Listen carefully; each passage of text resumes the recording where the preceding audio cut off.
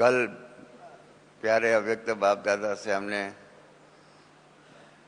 इस सीज़न की लास्ट अव्यक्त मुरली इस सीज़न की सुनी और आज उसके बारे में थोड़ा विचार सागर मंथन करेंगे ताकि उस बाबा के ज्ञान की गहराई जो भी है मुरली की उसको हम अच्छी रीत से समझ सके, धारण कर सके और उसके आधार पर अपना पुरुषार्थ कर सके। मैं पहले टाइमिंग बता दूं। गुजरात दादी स्टेज पर बैठे और ध्यान में जाने का गीत जो बजा वो 7:23 पर वो गीत बजा। 7:27 पर गुजरात दादी जी सूक्ष्मावतरण में बाबा के पास पहुंचे। 5 मिनट के बाद अर्थात 7:32 को अव्यक्त बाप दादा की पधरामणी हुई और 7:40 तक सबको दृष्टि दे करके बाबा ने मुरली शुरू किया। मेन मुरली जो है 30 मिनट चली, अर्थात 8:10 तक मुरली चली। उसके बाद बाबा ने ही कहा आज कौन सा जोन आया हुआ है, ऐसा कर करके सवाल पूछा और फिर जोन के साथ में बात किया। तो कल बाबा ने वो डिस्टिंक्शन नहीं रखा। पहले तो क्या करते थे, मुरली पूरी करते थे, फिर जोन से बात करते थे, फिर डबल विदेशियों से बात करते थे, फिर ऐसे ऐसे अलग अलग डिपार्टमेंटलाइज करके बात करते थे। कल बाबा ने ऐसा नहीं कहा, जैसे जोन के साथ बात करते हुए भी मुरली की पॉइंट्स को आगे बढ़ाते रहे।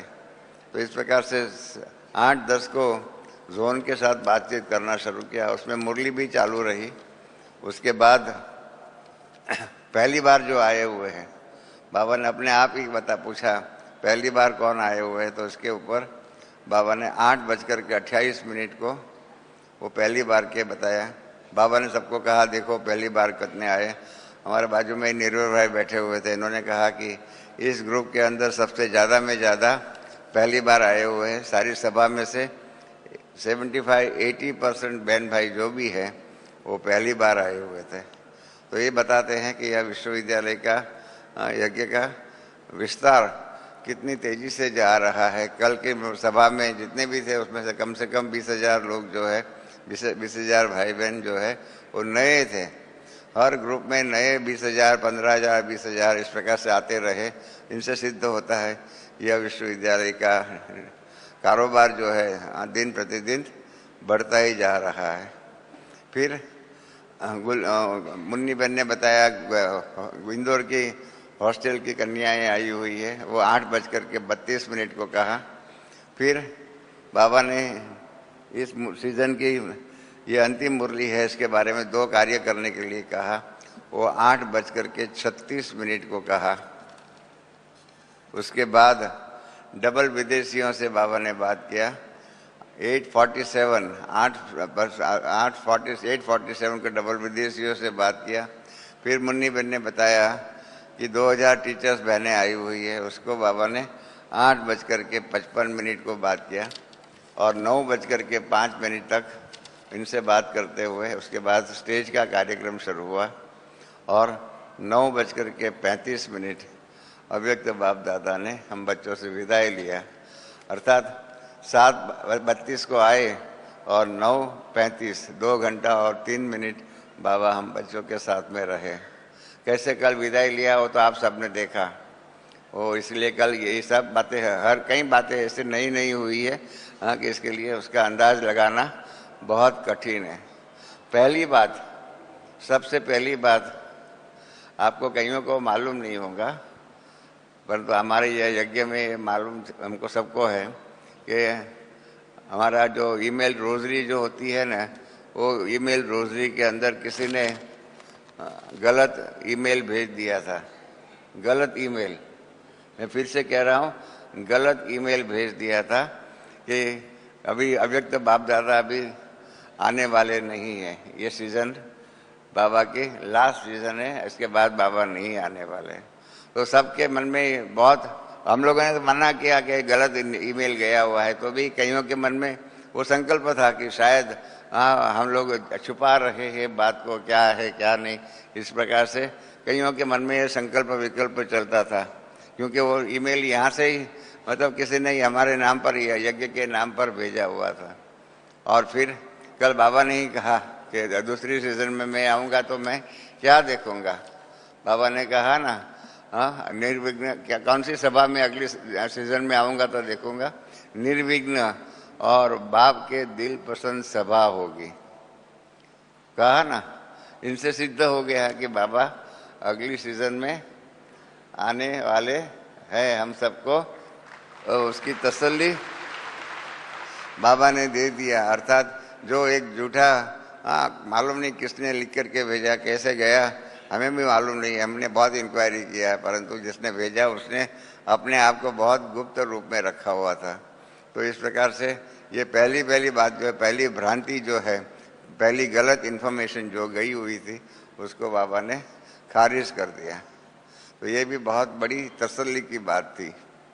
बाकी तो आप जानते हैं, कल मुरली का खजाना जो था उसके ऊपर राजू भाई ने शॉर्ट में लिखा है, शुभ भावना से एक दो के सहयोगी बन निर्विघ्न रहना और सबको निर्विघ्न बनाना, सदा खुश रहना और सबको खुश करना।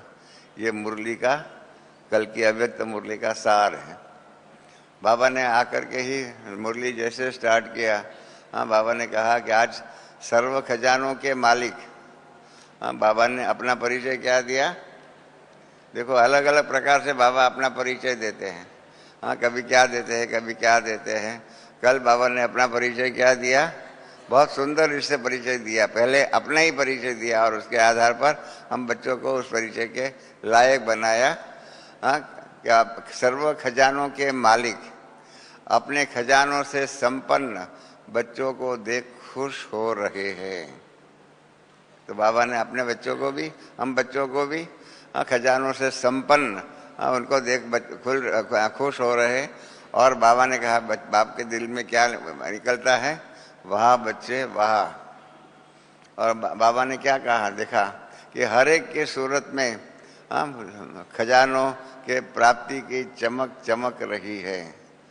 खजानों की प्राप्ति की चमक चमक रही है। कितना सुंदर साहित्य है, खजानों की चमक चमक रही है। तो इस प्रकार से जिन्हों को भाषण करने की इच्छा होती, जैसे दादी जानकी भी कहती है ना, इतने गुण हैं, इतने ये है, इस प्रकार से संख्या बताती है। इस प्रकार से बाबा एलिट्रेशन आदि के द्वारा बहुत सुंदर रूप में बताते हैं।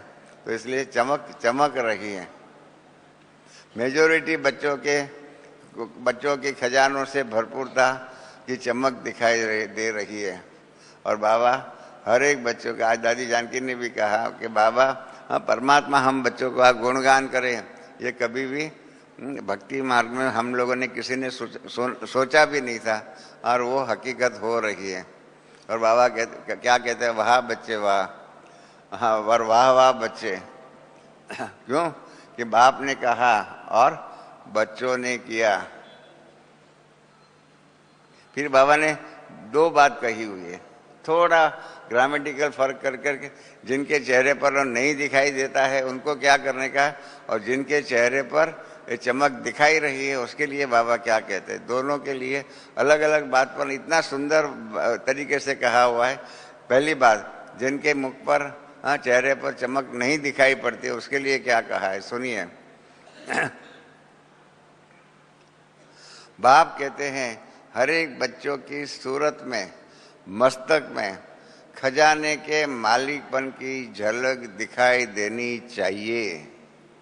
क्या कहा, खजाने के मालिकपन की झलक दिखाई देनी चाहिए। दिखाई देनी चाहिए माना अब दिखाई नहीं पड़ रही है। तो जिनके मुख पर, मस्तक पर ये दिखाई नहीं दे रही, मालिकपन की झलक नहीं दिखाई पड़ती है, उनको क्या पुरुषार्थ करने का है, कैसा पुरुषार्थ करें कि उनके मुख पर, उनके चेहरे पर मालिकपन की झलक दिखाई दे।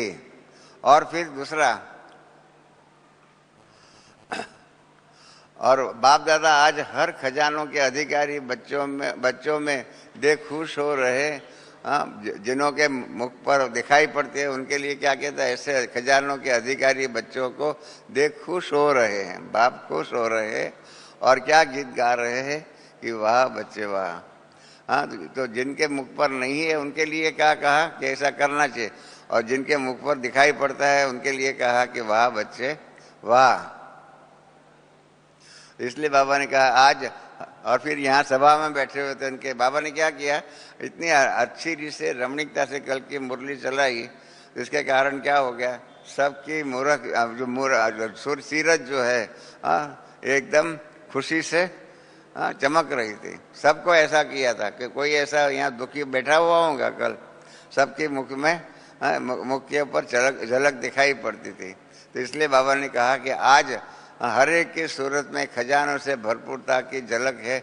ऐसा क्या होना चाहिए अभी जो दिखाई पड़ता है, क्योंकि वो तो बाबा के ज्ञान के आधार पर बाबा ने मुरली चलाई, उसके आधार पर जो झलक दिखाई दे रही थी, वो बाबा कहते हैं ऐसी झलक जो है सदा रहे। क्या ऑपरेटिव पार्ट क्या है, सदा रहे। और फिर देखिए ये बाबा नई सेवाएं पिछली 3 मुरली से बता रहे हैं। पिछली 3 मुरली में चेहरे की बात आती है। ये आज तक हमने तन से, मन से, धन से, सबसे इस प्रकार से सेवा किया हुआ है। इस प्रकार की जो प्रदर्शनी की है, कॉन्फ्रेंस किया, आदि आदि जो किया, वो अलग बात है। परंतु पिछली 3 मुरली से बाबा ये जो चेहरे के द्वारा, इसके द्वारा सेवा करने का जो नया तरीका सिखा रहा है, उसका कारण क्या, बाबा ने खुद नहीं कहा हुआ है। जो कहते हैं कोई भी देखे आपकी शक्ल बोले, आपकी शक्ल जो है, आपका मुख जो है वो बोले, आपको बोलने की आवश्यकता नहीं।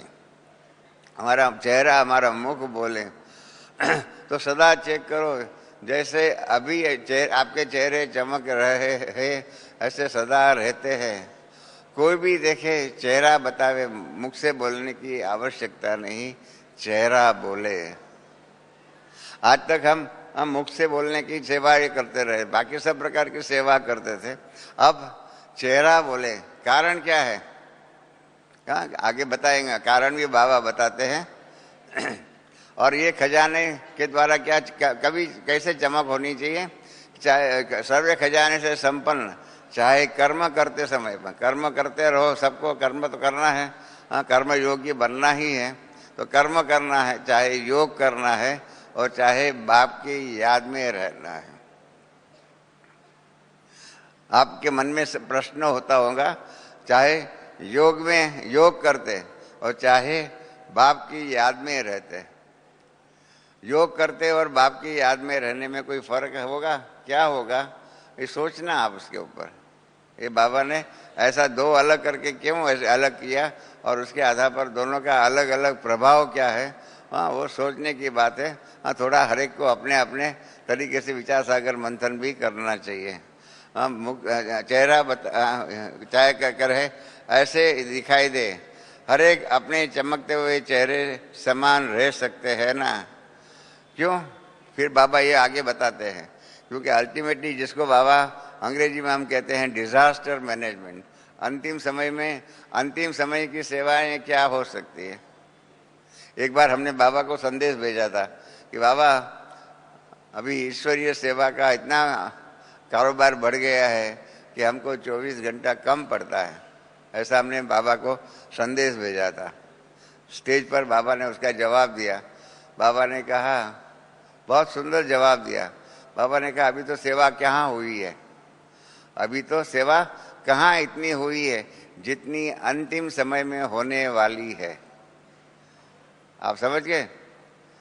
अभी तक कितनी सेवा, जितनी अंतिम समय में सेवा होने वाली है, इतनी सेवा और उसकी रफ्तार अभी हुई नहीं है। और बाबा ने फिर आगे कह दिया, अंतिम सेवा के लिए आप बच्चों ने अभी तक पूरी तैयारियां किया ही नहीं है, तो अंतिम सेवा के समय अंतिम समय में क्या सेवा कर सकेंगे। इस प्रकार से बाबा ने उलझना दिया था। तो अब बाबा वो अंतिम समय की सेवाएं सिखा रहे। इसका मतलब क्या हो गया,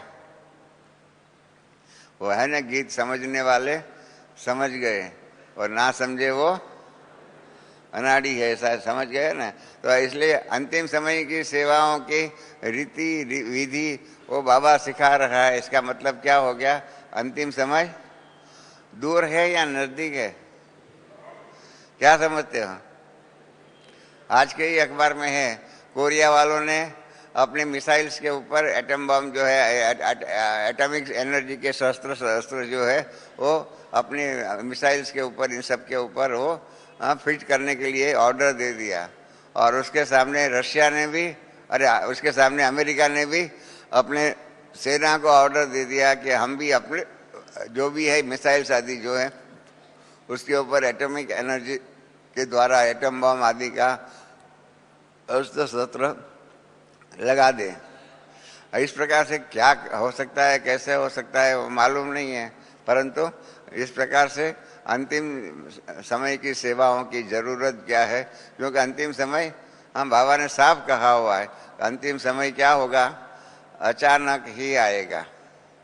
मालूम है ना सबको, अंतिम समय पूछ करके नहीं आएगा, बताएंगे नहीं, बाबा भी बताएंगे नहीं, अंतिम समय अचानक ही आएगा। तो इसलिए बाबा ने कहा, क्या कहा सुनिए।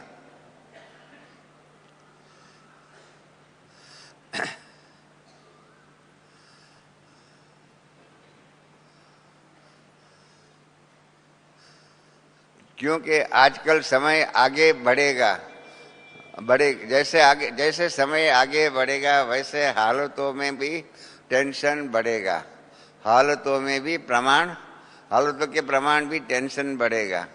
ये सिंपल वाक्य एक है। अंतिम समय के अंदर क्या हो जाएगा, समय आगे बढ़ेगा तो क्या होगा, हालतों के प्रमाण टेंशन बढ़ेगा। बाबा इशारा दे सकते हैं। हमने देखा है कि बाबा त्रिकालदर्शी है, इसलिए बाबा पूरा है तो बताएंगे नहीं।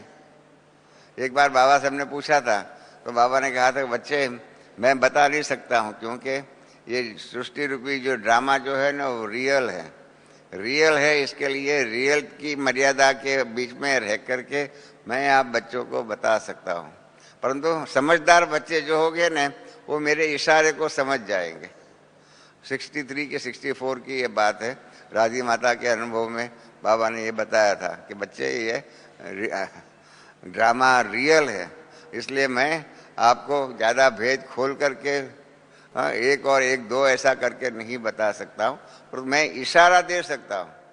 और इशारा दूंगा तो जो समझदार बच्चे होंगे ना वो समझ जाएंगे। तो कल बाबा ने जो इस प्रकार से कहा कि हालत क्या होगी, तो इसलिए जैसे हालतों के प्रमाण टेंशन बढ़ेगा, इसमें सब बातें समझ गए ना। तो आपके चेहरे उन्हों को खुश करेगा। ऐसी सेवा करने के लिए हर बच्चों को तैयारी करनी है।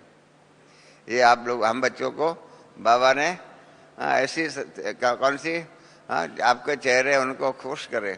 ऐसे जिनके जीवन में हालतों के कारण टेंशन बढ़ गया होगा उनको खुश करने के लिए ऐसी सेवा की तैयारी करनी है।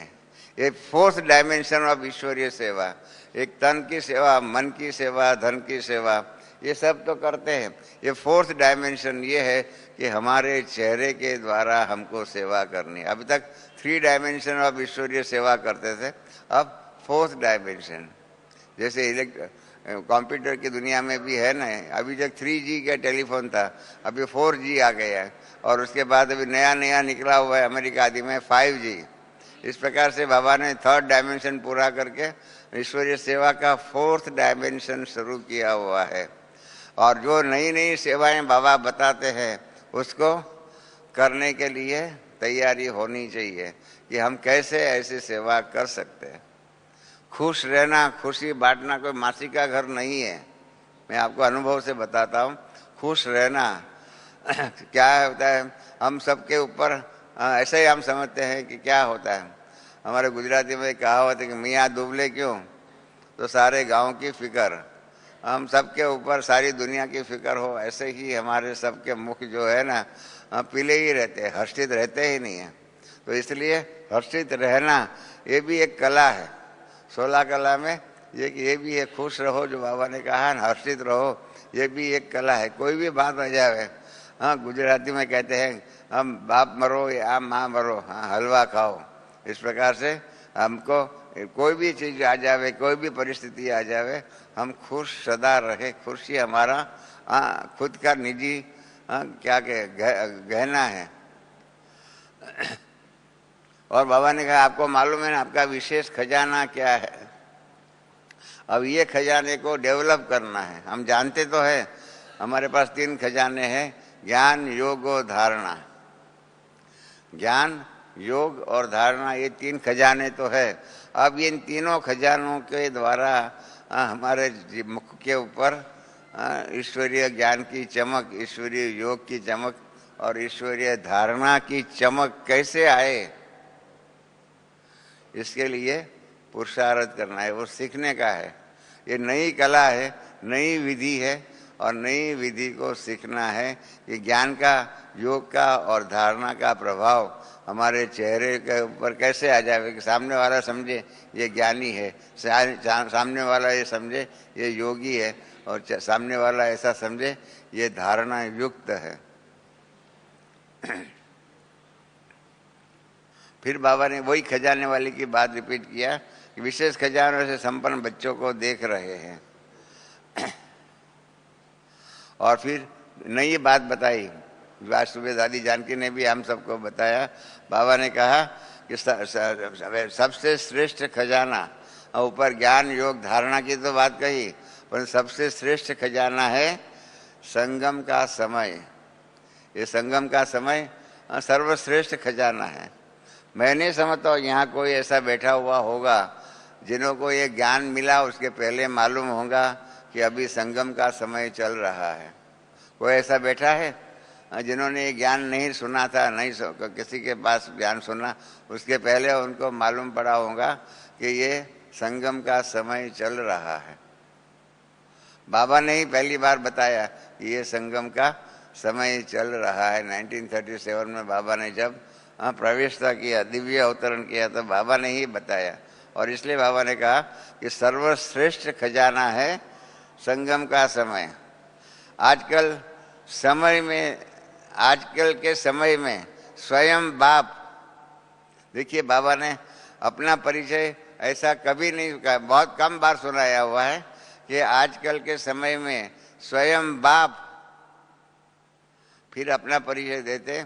बाप गुरु के संबंध में आए हुए हैं, स्वयं बाप, और वो बाप गुरु के संबंध में आए हुए हैं। आपको मालूम है ना, बाप शिक्षक और गुरु, और उसमें गुरु क्या है? गुरु खाली गति सदगति करने, गुरु माना ही परम धाम तक ले जाने की यात्रा के लिए निमित्त जो बनता है वो गुरु है। हमको वापस घर ले जाने वाला उसको गुरु कहते हैं। तो इसलिए बाप स्वयं, बाप गुरु के संबंध में आए हुए हैं। और आज के समय में स्वयं बाप बच्चों को खजाने से संपन्न बना रहे हैं। तो बोलो बच्चे, समय से प्यार है ना? तो सभी चेक करो कि हमारे में सर्व खजाने जमा है। समय को देखते हुए अपने आप को चेक करना है कि हमारे में सब प्रकार के खजाने जमा है। क्यों? क्योंकि बाप समान, बाप समान, बाप जो है अपने समान जो है खजाने जो है वो सर्व खजाने बांट रहे हैं। बाबा खजाना बांट रहे हैं। परंतु गुजराती में एक कहावत है कि कई बार ऐसा होता है कि लक्ष्मी तिलक करने को आती है और हम क्या करते हैं? मुख धुलाई करने के लिए चले जाते हैं। जिसको अंग्रेजी में बाबा ने ही मुरली में कहा हुआ है कि बाबा हर एक को आगे बढ़ने की समान अपॉर्चुनिटी तक देता हूँ, सबको। बाबा का सर्वश्रेष्ठ समाजवाद यही है कि बाबा सबको आगे बढ़ने की समान तक देते हैं। कहीं उसको उठा लेते हैं, अपना लेते हैं और उसके आधार पर आगे बढ़ते हैं, कहीं जो है इग्नोर कर देते हैं। बेफिक्र बादशाह बनने के बदले में क्या होता है? बेपरवाह बादशाह बन जाते हैं। बात सिंपल है, हमको बेफिक्र बनना है या बेपरवाह बनेंगे तो क्या हो जाएगा? बाबा खजाना तो बांट रहे हैं परंतु हम स्वीकार नहीं कर सकते। कई गलतियां छोटी बड़ी होती ही रहती है। आपको मालूम है ना, बड़े में बड़ी गलती कौन सी है शास्त्रों में? मालूम है? शास्त्रों में एक है बहुत बड़ी गलती, इनकी जैसी बड़ी गलती और किसी ने नहीं किया हुआ है। नहीं मालूम है? कुंभकर्ण जो है ना, हाँ, उसको भगवान सामने ब्रह्मा जी आए और इन्होंने कहा अच्छा बच्चे वरदान मांग। कुंभकर्ण को बोलना था इंद्रासन, क्या बोल दिया, क्या निंद्रासन। इनकी इस जैसी बड़ी गलती, सारे शास्त्र आप खोल लो, सारे शास्त्र पढ़ लो, पर इस जैसी बड़ी गलती, कुंभकर्ण जैसी बड़ी गलती और किधर दिखाई पड़ी है? आपने सबने भक्ति तो किया है, जो भी यहाँ बैठे हुए सर्वश्रेष्ठ भक्त बन करके भक्ति करके इसके बाद ही यहाँ आए हुए हैं। तो सबको मालूम है ना, कुंभकर्ण जैसी गलती किसी ने नहीं किया है। पर हमारे पास क्या होता है, मैं आपको बताऊं, हमारे पास कहीं ऐसे बाबा के बच्चे हैं ना कि कुंभकर्ण के भी बाप जैसे हैं। कुंभकर्ण तो 6 मास में एक दिन जागता था, कुंभकर्ण तो 6 मास में एक दिन भी जागता था। हमारे पास कहीं ऐसे है ना, कई सालों तक नहीं जागते हैं, कई बार नहीं आते। कल एक भाई हमको मिला, मैं 8 साल के बाद आबू में आया, 8 साल के बाद आबू में आया, इसका मतलब क्या हो गया? 8 साल तक मतलब क्या हो गया? हाँ, नहीं आ सका। हमने कहा भाई आना चाहिए। दादी जानकी तो हमेशा ही डबल विदेशी भाई बहनों को कहती है, दादी जी, कि सबको साल में एक बार तो आकर के यहाँ अपनी बैटरी चार्ज करनी ही चाहिए।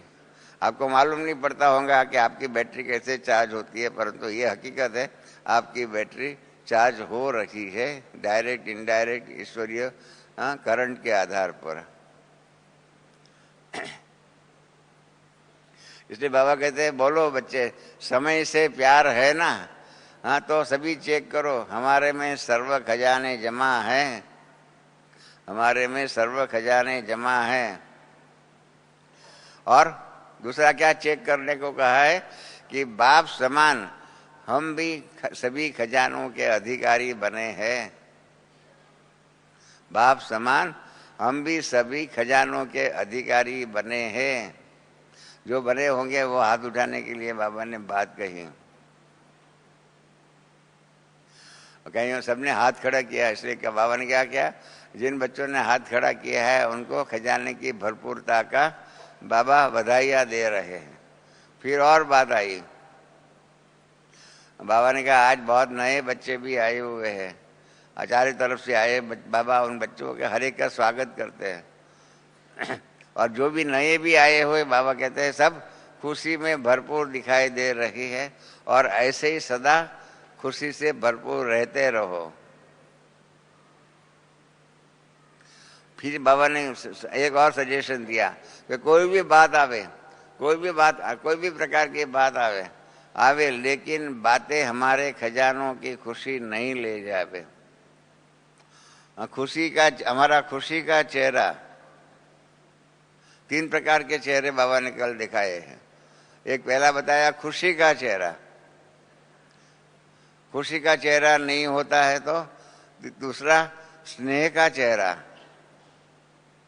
और तीसरा बाबा ने कहा प्रेम का चेहरा। खुशी का चेहरा, स्नेह का चेहरा और प्रेम का चेहरा। हमारे ज्ञान के अंदर बहुत हर एक बात की गहराई में गए हुए हैं। दादी जानकी का एक क्लास है, साइलेंस और पीस के बीच में क्या फर्क है। दादी ने पौना घंटा उसके ऊपर बताया। सामान्य मनुष्य साइलेंस और पीस के बीच में क्या फर्क है वो नहीं बता सकेगा। आपको अभी आप में किसी को कहे 2 मिनट 5 मिनट बोल सकें, दादी ने बराबर पौना घंटा उसके ऊपर समझाया, साइलेंस क्या है, पीस क्या है। इस प्रकार से दादी ने ये भी बताया हुआ है स्नेह क्या है और प्रेम क्या है।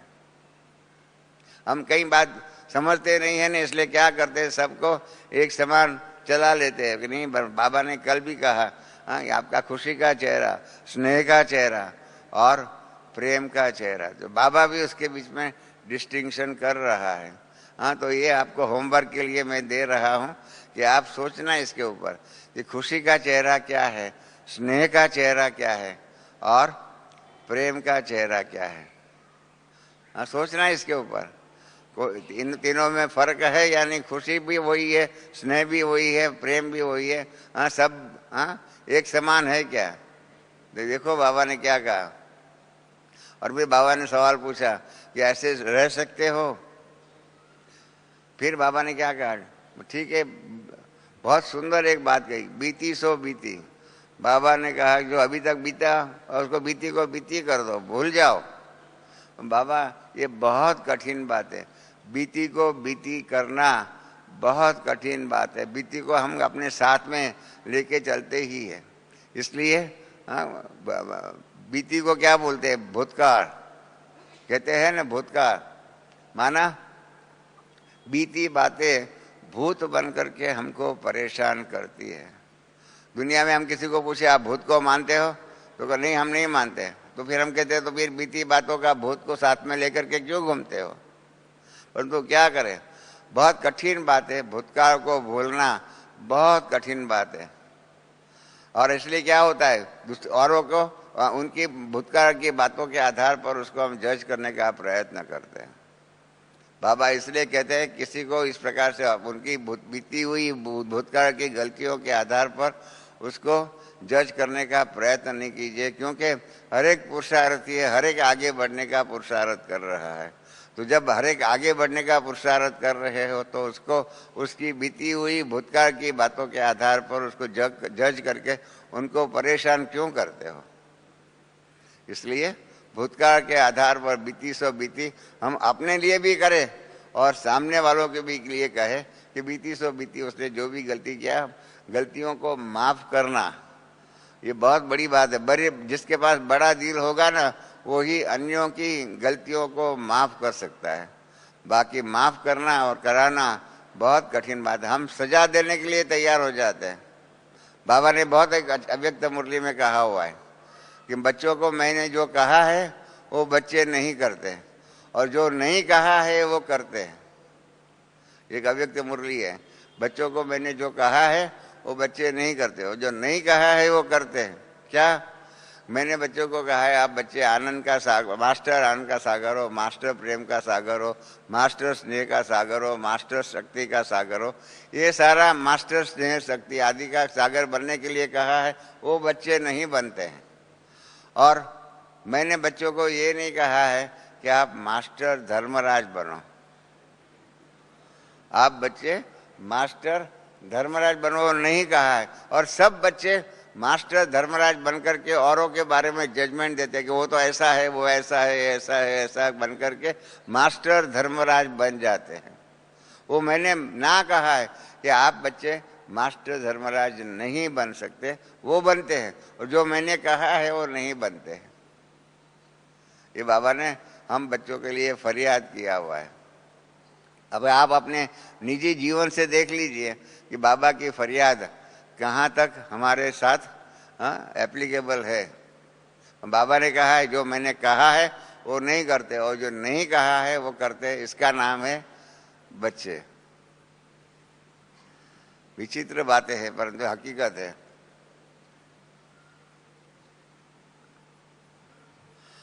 बीती सो बीती करके अभी सदा ऐसा रहना है, इस बात के लिए जो करने के तैयार हो उसको हाथ उठाने की बात कही। मैं समझता हूँ आप सबने हाथ उठाया ही होगा। फिर बाबा ने क्या किया, कभी भी कोई बात आए ऐसे ही आए ऐसे ही चेहरा रहेगा। हाँ, कोई भी बात आए ऐसा खुशनुमा खुशी वाला चेहरा रहेगा। इनको लिए बाबा ने क्या कहा, कान हिलाने के लिए कहा। दादी जानकी ने भी कान हिला करके दिखाया। और इसके कारण ऐसा हमारा खुशी का चेहरा देखें कि लोग क्या कहेंगे, ये कौन आया है। आपको देख करके आधे खुश तो वह और वहाँ ही हो जाएंगे। उनकी तपस्या, उनके ऊपर बोझ आदि जो भी थी वो सब दूर हो सकता है। फिर बाबा ने यहाँ ऐसा कर करके टेम्पररीली मुरली समाप्त किया। इतने में 8:10 हुई, माना 7:40 से 8:10-30 बाबा ये बातें कही। फिर बाबा ने कहा आज कौन सा जोन आया हुआ है, जिस पर मुन्नी बहन ने बताया हाँ क्या इंदौर जोन आया हुआ है, 8,500 बहन भाई आए हैं। बाबा ने देख करके कहा अरे इतने सभा में इतने आधे से ज़्यादा तो इंदौर के ही है।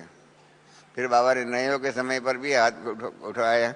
निर्भय भाई ने हमको कहा कि रमेश भाई 80% सभा में नए लोग आए हुए।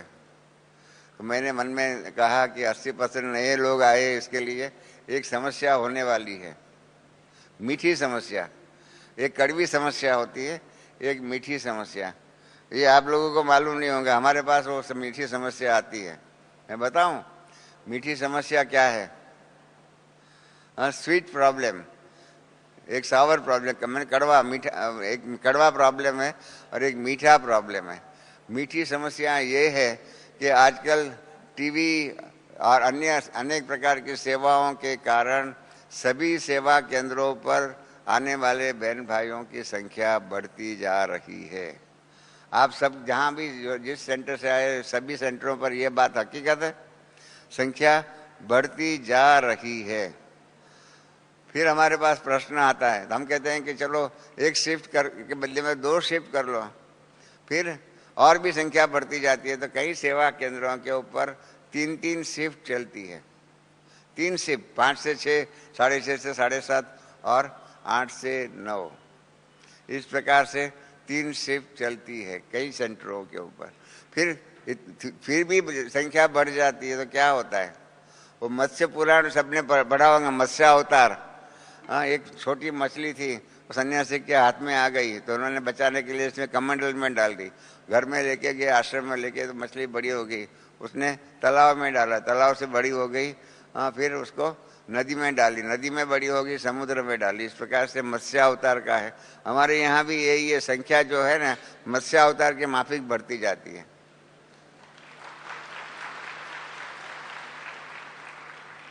हमारे पास कम से कम 40 से 50 सेवा केंद्र ऐसे हैं, वो कहते हैं कि रमेश भाई हमको पुराना सेंटर का मकान को छोड़ करके नया मकान, बड़ा हॉल वाला लेने की परमिशन दो। मैं इसको कहता हूँ मीठी समस्या। अच्छा है ना, संख्या बढ़े तो नुकसान है क्या? कोई समझे कि संख्या बढ़ने से नुकसान हो रहा है तो हाथ खड़ा करे।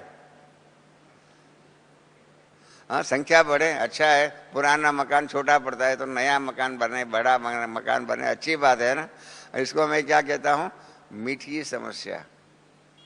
तो 80% का नए समस्या बहन भाई थे इंदौर जोन के अंदर, यहाँ जो भी कल सारी सभा के बीच में थे, तो जरूर क्या होगा, हमारी ये मीठी समस्या बढ़ती जा रही है।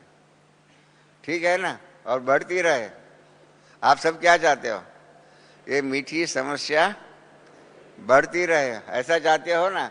जो चाहे कि नहीं बढ़नी चाहिए, संख्या बढ़नी नहीं चाहिए, जितने है इतना बस काफी है, हाँ, वो हाथ खड़ा करे। तो ये मीठी समस्या बढ़ती रहेंगी और अच्छी बात है सभी सेवा। अभी ये भी देखो ना, ये हॉल जो है छोटा पड़ता है। कई लोग कहते हैं अभी आगे क्या, अभी आगे क्या, हम क्या सबको कहते हैं आगे बाबा क्या दिखाता है हम देखेंगे। सबसे पहले पांडव भवन में ईशु दादी की ऑफिस जो थी उसके बाहर वहाँ बैठते थे। उसके बाद हिस्ट्री हॉल बना 61 में, उसके बाद मेडिटेशन हॉल बना, उसके बाद ओम शांति भवन बना, इंटरनेशनल योगा हॉल बना, इंटरनेशनल पीस हॉल बना, उसके बाद ज्ञान सरोवर बना, उसके बाद शांतिवन बना। शांतिवन में भी ये हॉल बना। अभी ये भी छोटा पड़ रहा है तो फिर और बढ़ेगा। जैसे जो यहाँ होता है ना, वही सभी सेवा केंद्रों पर हो रहा है। वो अच्छी बात है ना, क्यों नहीं अच्छी होनी चाहिए। हमारे एक सेवा केंद्र ने, आपको मालूम नहीं होगा, एक सेवा केंद्र ने 7 करोड़ 25 लाख खर्च करके एक मकान खरीद किया। कारण यही है कि संख्या बहुत बढ़ गई है। अच्छी बात है, ताली बजाइए, ताली बजाइए। मैं चाहता हूं कि सबके सेंटर के मकान छोटे पड़े। आप सब इच्छा रखते हो? और सबको बड़े नए मकान लेने की जरूरत पड़े। अच्छी बात है ना, संख्या बढ़ती रहे तो बाबा का दैवी परिवार बढ़ता रहे तो अच्छी बात है ना। और आपके यहाँ भी बढ़ेगा, यहाँ भी बढ़ेगा, तो क्या क्या हो जाएगा देखेंगे हम। पर तो कल हमने देखा निर्भय भाई ने जब मुझे कहा रमेश जी, हम बाजू में बैठते कि 80% नए थे, तब हमने कहा कि दिन प्रतिदिन जो है वो मीठी समस्या बढ़ती जा रही है और बढ़ती ही जानी चाहिए। ठीक है ना, आप सबकी राय है ना कि ये संख्या बढ़ती रहे।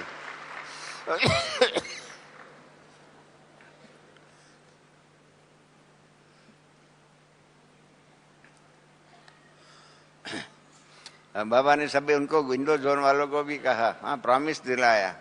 हाँ क्या प्रॉमिस दिलाया? ऐसा प्रॉमिस दो कि सदा ऐसा खुश मिजाज चेहरा सदा रहे। फिर बाबा ने कंपैरिजन कराई, मुस्कुराता हुआ चेहरा और मुरझाया हुआ चेहरा। कल आज दादी ने सुबह कहा ना, एक वो रेफ उसमें ऊपर होता है, उसमें नीचे होता है, उसमें इतना फर्क बदली हो जाता है। मुस्कुराता हुआ चेहरा और मुरझाया हुआ चेहरा। हमने ज्ञानामृत में एक आर्टिकल लिखा था, 77 में दादी जी और हम जो है विदेश सेवा पर गए हुए थे। 77 में करीब 14 जुलाई थी। हम न्यूयॉर्क से निकले लंदन जाने के लिए।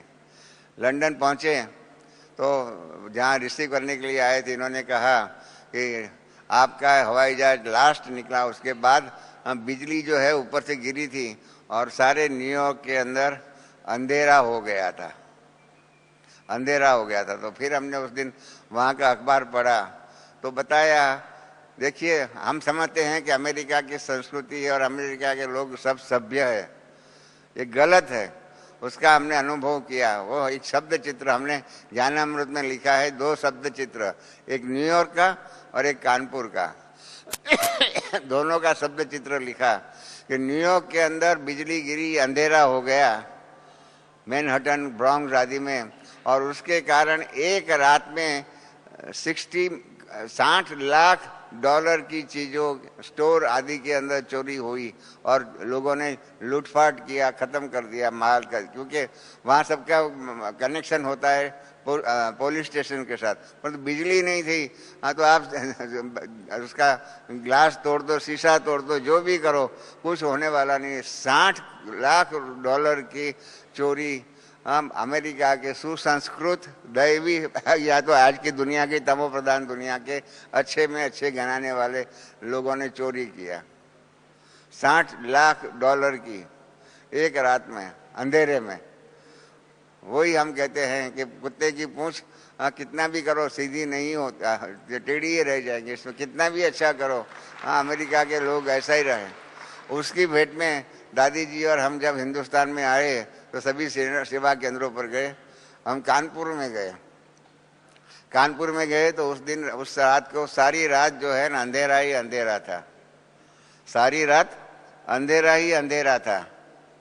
तो हमने दूसरे दिन सोचा, मैंने दादी को कहा आज का अखबार हमको पढ़ना पड़ेगा। कहा क्यों? मैंने कहा दादी हम जो गए थे लंदन में, तब पहुंचे थे तो बताया था न्यूयॉर्क में 60 लाख डॉलर की चीज़ों की चोरी दुकानों में से सब में से हो गई थी। अब कल कानपुर में भी सारी रात अंधेरा था, कितने हजारों डॉलर की या रुपये की चोरी हो गई हम देखे और हमने पढ़ा। अब दूसरे दिन के अखबार, उसमें सारी रात में 1 रुपये की भी चोरी कानपुर में नहीं हुई थी। तो हमने वो 2 शब्द चित्र आर्टिकल के अंदर लिखा था कि कहाँ की संस्कृति श्रेष्ठ, कानपुर की संस्कृति श्रेष्ठ या अमेरिका की न्यूयॉर्क की संस्कृति श्रेष्ठ। तो इस प्रकार से कल बाबा ने 2 संस्कृति, इस प्रकार से 2 चेहरों की बात कही। हाँ 2 बातें कही, एक तो मुरझाया हुआ चेहरा और दूसरा मुस्कुराता हुआ चेहरा। तो क्या अच्छा लगेगा? और बाबा ने खुद ने जवाब दे दिया, मुस्कुराता हुआ चेहरा ही अच्छे लगेगा। तो आज से सभी बच्चे, और बाबा ने सभी बच्चे कर सिर्फ ये जोन नहीं, हाँ परंतु सभी बच्चे अपने दिल से प्रॉमिस करो कि हम सदा खुश रहेंगे और सभी को खुश करेंगे। ये प्रॉमिस सबसे बाबा ने लिया हुआ है। दादी जानकी ने प्रॉमिस शब्द का आज हिंदी किया, मालूम है ना? आज दादी जानकी ने प्रॉमिस शब्द का हिंदी किया प्रतिज्ञा। सुना है ना सबने? दादी जानकी का क्लास तो सुना ना सुबह। हाँ प्रॉमिस शब्द का अर्थ क्या? प्रतिज्ञा।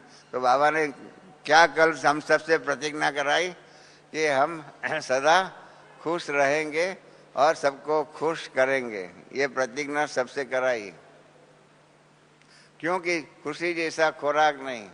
और बाबा ने कहा कि मैंने खुशी के बारे में अनेक बार उसकी कमाल की बातें मुरली में सुनाई हुई है। बाबा ने फॉर एग्जाम्पल एक भी दिया कि बाकी कोई चीज़ जो बांटेंगे तो कम होती है, खुशी ऐसी है जितनी बांटेंगे इतनी बढ़ेंगे। तो इस प्रकार से बाबा ने ये स्लोगन दिया। कल बाबा ने एक स्लोगन दिया। हाँ, आज जानकी दादी ने भी बहुत से स्लोगन सुनाए थे मुरली में। इसमें कल ये है, यह लिख दो कि खुश, क्या स्लोगन लिखने के लिए कहा? खुश रहना है और खुश करना है। खुश रहना है और खुश करना है। बाबा ने पूछा ये स्लोगन पसंद है? आप सबने हाथ तो खड़ा किया होगा ना। तो बाबा ने इसलिए कहा कि आप इतने खुश मिजाज बच्चों को देख कितने खुश हो जाएंगे, इसलिए पक्का प्रॉमिस करो। हम फिर प्रॉमिस के आगे एक शब्द और डाल दिया, पक्का प्रॉमिस। पक्का प्रॉमिस माना एकदम, जो वचन जो है हमारा, जो प्रतिज्ञा जो है एकदम पक्की प्रतिज्ञा करो कि खुश रहेंगे और खुशी बांटेंगे। इस प्रकार से और हमारी कोई भी बात आएंगी तो क्या होगा? खुशी को जाने नहीं देंगे, खुशी को जाने नहीं देंगे। और उसके बाद बाबा ने एक प्रश्न पूछ लिया। अब हम किसी का उसके ऊपर ध्यान नहीं गया है, मैंने बराबर दोबारा पढ़ करके उसके ऊपर अंडरलाइन किया। और खुशी जाने नहीं देंगे, और खुशी ना जाने नहीं देंगे, इसके लिए उसकी ताकत है कि खुशी को हम जाने नहीं देंगे, इतनी ताकत है।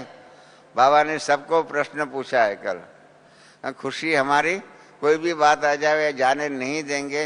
हाँ, इस प्रकार से जाने नहीं देंगे, उसकी ताकत है। बाबा ने सवाल पूछा हुआ है, और जिनमें ताकत है उसको बाबा ने कहा हाथ उठाओ। इस प्रकार से हाथ रखा। फिर बाबा ने क्या किया? हिम्मत तो रखी है, तो आपकी हिम्मत, हाँ, कईयों ने हिम्मत रखी, कईयों ने सोचा क्या करेंगे, हिम्मत कैसे रखेंगे, बाबा के सामने हाथ खड़ा करे और नहीं होगा तो। इसलिए बाबा ने हिम्मत का बल दिया कि जिन्होंने भी हिम्मत दिया, बाप की मदद साथ में उनके पास रहेंगी। हिम्मत बच्चे, मदद बाप। पर मैं हमेशा ही कहता हूँ कि एक स्लोगन हमारे जैसे पुरुषार्थी बच्चों ने गलत कर दिया है। हम अभी कहते हैं कि हिम्मत है बाप तो मदद है बच्चे। आप सबको क्या पसंद है? हिम्मत है बच्चे तो मदद है बाप, वो स्लोगन पसंद है, या हिम्मत है बाप तो मदद है बच्चे? क्या पसंद है? हाँ, मैं समझता हूँ पहला ही पसंद होगा कि हिम्मत है बच्चे तो मदद है बाप, ये होना चाहिए। परंतु दुनिया में हम रहते हैं, हमने देखा है कि बच्चे भी, बाबा के बच्चे होते हुए भी बाबा को कहें बाबा आप करो, बाबा आप करो, इस प्रकार से करते रहते हैं। फिर बाबा ने कहा आज जैसी शक्ल सदा ही रहे, इस प्रकार से करो। और बाबा ने इसलिए फिर से कहा सदा खुश रहो और खुशी बांटेंगे। और जिनको ये मंजूर हो उसको बाबा ने कहा दो हाथ खड़ा करो, दो हाथ खड़ा करो। फिर बाबा ने क्या कहा? हाँ, बाबा यही चाहते हैं कि एक एक को कोई भी दूर से देखे तो खुद भी मुस्कुराए, आपके खुशी की शक्ल देखकर खुद भी खुश हो जावे। यह सेवा करेंगे, आपकी शक्ल देख करके वो भी खुश हो जाए। बाबा ने कहा ये सेवा करेंगे, अर्थात खुशी के द्वारा, चेहरे के खुशी के द्वारा सेवा करने की तरीका जो है बाबा ने कल बताया, पिछले 3 मुरली से कह रहे हैं। ये चेहरा और चेहरे के द्वारा खुशी का, चेहरे के द्वारा सेवा करने का तरीका बाबा कहते हैं ये करेंगे। अच्छा, उसके लिए भी बाबा ने हाथ खड़ा किया है। फिर बाबा ने परीक्षा लिया। बाबा कहते हैं आज से सभी स्थानों में अचानक कोई भी आए, बाप दादा भी भेजेंगे, क्योंकि बाप दादा को बच्चों का ऐसा चेहरा देखना नहीं चाहते। बाप भी परीक्षा लेने के लिए किसी को भेजेंगे। इसके ऊपर बाबा के साथ हमारी बहुत डिबेट हुई थी, साकार बाबा के साथ। मैं बाबा को कहता था बाबा माया तो इतनी परीक्षा लेती है माया, आप क्यों परीक्षा लेते हो? आप तो हमारे बाप हो। हाँ, दुनिया में कोई ऐसा देखा बाप जो बच्चों की परीक्षा लेता हो? आप क्यों परीक्षा लेते हो? तो बाबा ने बहुत सुंदर जवाब दिया था, साकार बाबा का, वो मैंने ज्ञानामृत में भी लिखा हुआ है। बाबा ने कहा कि बच्चे, हाँ, माताओं को ज़्यादा मालूम होगा, बहनों को, माताओं को। बाबा ने कहा कि आप बाजार में मटका खरीदने के लिए जाते हो ना, तो उसको भी टक टक करके देखते हो, हाँ, कि मटके से पानी का लीकेज तो नहीं है। मटका लेते हो तो ऐसा देखते हो ना, कोई भी चीज़ लेते हो तो पानी का उसमें लीकेज नहीं होना चाहिए, वो तो देखते हो ना। बाबा ने कहा एक सामान्य मटका लेने के लिए भी आप परीक्षा करते हो कि लीकेज ना हो, तो मैं क्यों नहीं आपकी परीक्षा करूं? क्योंकि मुझे 2500 वर्ष के लिए आपके हाथों में नई दुनिया का कारोबार देना है, तो मैं क्यों नहीं आपकी परीक्षा लूं? आपने समझा? बाबा ने कहा मैं क्यों नहीं परीक्षा लूं, मैं भी लूंगा। मैंने कहा बाबा आपकी परीक्षा बहुत कड़ी होती है, आपकी परीक्षा बहुत कड़ी होती है। और बाबा ने कहा भी है, बाबा ने साकार बाबा की मुरली में कहा हुआ है, अंतिम समय में 1 सेकंड की परीक्षा होगी, 1 सेकंड की परीक्षा होगी, और 1 सेकंड की परीक्षा में जो पास होगा वो बिंदीधारी बनेगा, और 1 सेकंड की परीक्षा में जो फेल होगा वो चिंदीधारी बनेगा। ये बाबा ने कहा। तो मुरली पूरी हुई नहीं तो मैं बाबा के पास गया, बाबा को कहा बाबा ये बिंदी और चिंदी क्या है, हमें तो समझ में नहीं आता है। आपको किसी को मालूम है बिंदी किसको कहते हैं, चिंदी किसको कहते हैं? बहुत ही कम लोगों को मालूम होगा, बहनों को मालूम होगा, बाकी भाइयों को मालूम नहीं होगा, बहुत कम भाइयों को मालूम होगा। बाबा ने कहा तुमने जो झाड़ कल्प वृक्ष जो है वो बराबर स्टडी नहीं किया है। मैंने कहा हमने किया है। बाबा ने कहा तुमने स्टडी किया होता तो ये प्रश्न तुम नहीं पूछता। मैंने कहा क्या? बाबा ने कहा लक्ष्मी नारायण का उसमें जो चित्र है ना, उसके अंदर लक्ष्मी को इधर तिलक है, वो बिंदीधारी है, और सीता जो है ना उसके ऊपर यह बार में रिवाज है चिंदीधारी, यहाँ वो गोल मटका जैसा कुछ होता है छोटा सा, वो पहनती है माता है। और इस प्रकार से बाबा ने कहा सीता के, आप फिर से जिन्होंने पुराना कल्पवृक्ष का चित्र देखा होगा उसको मालूम होगा, सीता को चिंदीधारी बनाया है, लक्ष्मी को बिंदीधारी बनाया है। तो वो सीता चिंदीधारी हो गई, माना त्रेता योगी हो गए, माना 1 सेकंड की परीक्षा में जो पास हो गए वो सत्योगी बादशाही लेने के लिए अधिकारी बनेंगे, और 1 सेकंड की अंतिम परीक्षा में जो फेल होंगे वो चिंदीधारी बनेंगे। अभी आपको हमको सबको नक्की करना है। हाँ, 1 सेकंड की परीक्षा, 1 सेकंड की परीक्षा माना 1250 वर्ष का हमारा सौभाग्य लूट खत्म हो जाएगा। मंजूर है? मंजूर है? 1250 वर्ष का खजाना हमारा गुम हो जाए, प्रायलोप हो जाए। इसलिए पुरुषार्थ ऐसा करें कि हम अंतिम 1 सेकंड की परीक्षा, बाबा ने पेपर तो पहले से ही दे दिया है, नष्टो मोहा स्मृति लब्ध्वा, वो पहले से ही दे दिया है, परंतु देने के बाद भी क्या होता है मालूम नहीं पड़ता है, क्या होगा कब होगा, अचानक परीक्षाएं आएंगी। तो इसलिए बाबा ने कहा, बाबा ने कल भी 2 बार कह दिया कि ऐसे मैं आपके सेंटरों के ऊपर आपके पास आपके जीवन में ऐसे भेज दूंगा आपकी परीक्षा के लिए, तो संभालना। हाँ, सबको मैं कह रहा हूँ बाबा की तरफ से, हाँ मेरी तरफ से भी, कि बाबा ऐसी आपकी परीक्षा लेने वाला है। बाबा ने मुरली में भी कहा हुआ है कि कहीं कहते बाबा हाँ नहीं हमारे सामने परीक्षा नहीं आवे, बाबा ने कहा आएंगी, क्योंकि रुस्तम के सामने तो माया रुस्तम बनकर के आएंगे, ये भी बाबा ने कहा हुआ है। तो इसलिए जितना ऊंचा पद चाहिए इतना ही माया भी बड़ी पहलवानी के आधार से हमारे सामने आने वाली है। और जो परीक्षा नहीं स्वीकार करेंगे वो क्या होगा आप जानते हो, मैं नहीं कहता हूं।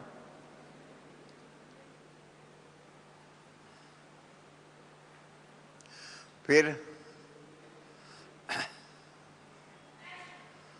बाप दादा भेजेंगे, फिर बाबा ने बाप दादा को खुश करना है ना। फिर बाबा ने कहा हर एक सेंटर पर, आप हर एक सेंटर से यहाँ आए हुए हैं, इसलिए हर एक सेंटर वालों को ये कहा है हर एक सेंटर अपने साथियों को चेक करना। बाबा ने कहा कि सभी स्थानों में अचानक कोई भी आए बाप दादा भेजेंगे। तो इस प्रकार से बाबा परीक्षा लेने वाले, इसलिए कोई भी परीक्षा आवे समझ लेना ये शायद बाबा के द्वारा भेजी हुई परीक्षा भी होगी। और लक्ष्य क्या रखेंगे, उस परीक्षा में पास होना है। दादी गुलजार दादी जब रशिया में गए थे तो वहाँ पर प्रेस कॉन्फ्रेंस थी, तो उसमें एक अखबार वाले ने गुलजार दादी को पूछा कि आपके सामने समस्या आती है तो आप क्या करते हो। बहुत सुंदर गुलजार दादी ने जवाब दिया, हम समस्या को समस्या समझते ही नहीं है, हम समस्या को परीक्षा समझते हैं। और होशियार विद्यार्थी समझता है कि परीक्षा में पास होंगे तो आगे बढ़ेंगे, ऊपर के डिवीजन में जाएंगे, इसलिए परीक्षा हमको आगे बढ़ाने के लिए आई हुई है। इस प्रकार से आगे बढ़ने के लिए हमको हमारे सामने परीक्षा है, इसलिए परीक्षा से हम कभी भी, समस्या से हम कभी भी डरते नहीं हैं। हाँ, जो ऐसे बाबा की परीक्षाओं के समय डरेगा वो हाथ खड़ा करे। हाँ, ऐसा बाबा परीक्षा लेगा, बाबा ने कहा अचानक भेजेगा। हाँ, ऐसी बाबा की आई हुई, बाबा के द्वारा भेजी हुई परीक्षा को देख करके जो डरने वाला वो अभी से हाथ खड़ा करे तो बाबा को हम कह देंगे बाबा इनके पास उनकी परीक्षा लेने की जरूरत नहीं है, उसने पहले से ही हथियार डाल दिए हैं। है कोई? कोई नहीं है तो संभलना भी। हाँ, मैंने सभी आप सबके सामने बाबा की तरफ से पूछ लिया। हाँ, तो आप सबने कहा कि भले आने दो, ऐसा ही है ना, परीक्षा आने दो, हम फेस करेंगे, हम पास हो गए। तो बाबा भी सुन रहा है और माया भी सुन रही है, संभालना, दोनों सुन रहे हैं। क्योंकि बाबा ने एक मुरली में कहा है कि माया मेरी बच्ची है। एक भाई ने मुझे कहा कि बाबा की माया बच्ची है तो हमारी क्या हो गई? मैंने कहा हमारी बहन हो गई।